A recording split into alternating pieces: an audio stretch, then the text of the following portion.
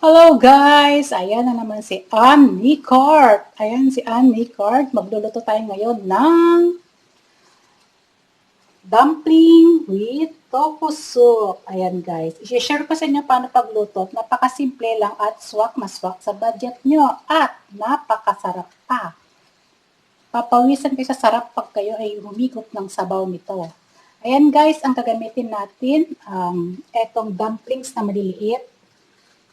Yan guys, nakikita nyo ba yan? Dumplings po na maliliit. And then tofu. Ayan, lalagyan po natin siya ng tofu para masarap. And then fried na onion. Ayan guys, may nabibili kasi dito sa Taiwan na fried na onion na. And then sesame oil. Ayan. And then gagamit tayo ng seasoning mix. Ayan. Kita nyo guys, seasoning mix. And then yung celery and onion mix. Ayan guys, yung mga gagamitin natin ingredients sa pagluto ng dumpling with tofu soup. Ayan guys. Kita nyo yan guys. So yan, mag-start na tayo guys. Ayan guys, dati ako nagpakulo ng 3 cups of water. Ayan, kumukulo na siya. So, ang first step natin ilalagay ay yung dumpling. Ayan guys.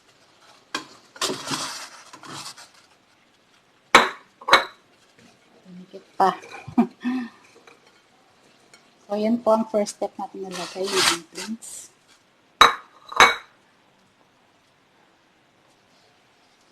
So, hintayin natin siya kumulo guys. Bago natin ilagay yung iba. So, ayan. Hintayin natin kumulo ng 1 minute. So, babalikan natin yan guys pag kumulo na siya. So, yan guys. Tingnan natin kung kumulo na. Ayan. Kumulo na siya.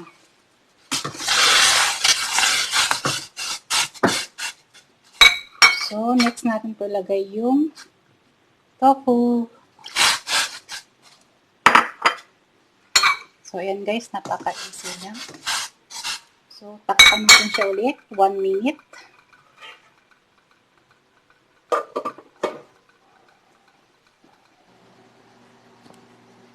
So, titignan natin guys. Ayan, kumukulo na siya. So, next natin ilagay guys yung sesame.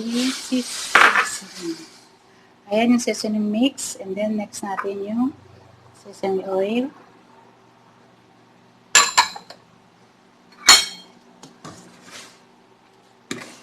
Ayan guys. Tapos yung shallots. Ayan yung dry onions.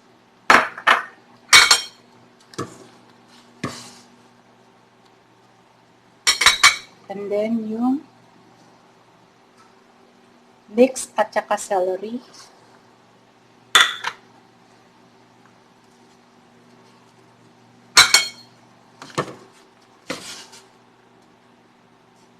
So, ganyan lang guys. Napaka-easy lang guys. Ayan. And then, dagdagan natin ng dry onion, pritong onions.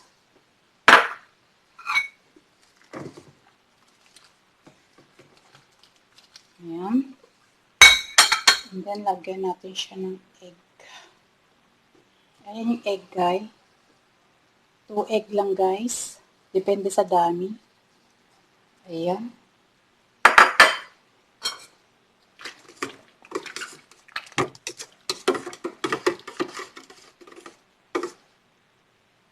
Ayan, guys. Meron na tayong dumpling with tofu soup, guys. Ayan. Diba guys, napakasarap. So, yun lang. Napaka-easy lang guys. Ganun lang.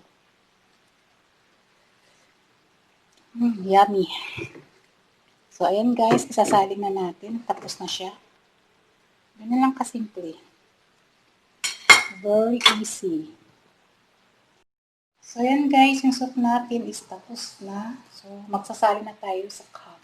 Ayan, titikman natin guys kung anong lasa ang haba ng ating ginawa dumpling soup. Ayan guys, magsasaling tayo ng dumpling soup.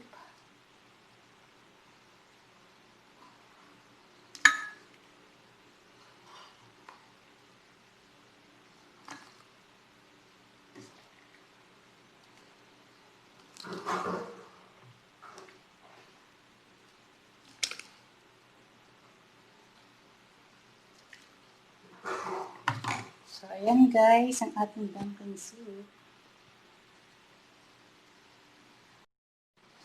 So, ayan lang guys, ang ating dumpling soup. So, lalagyan natin ng onions.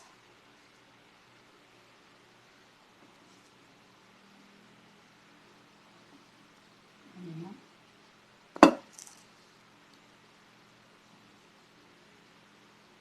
Ayan.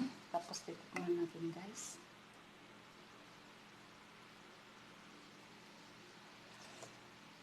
Napakasarap guys, grabe.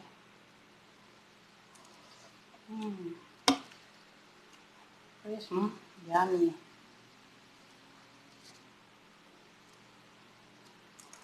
Yummy.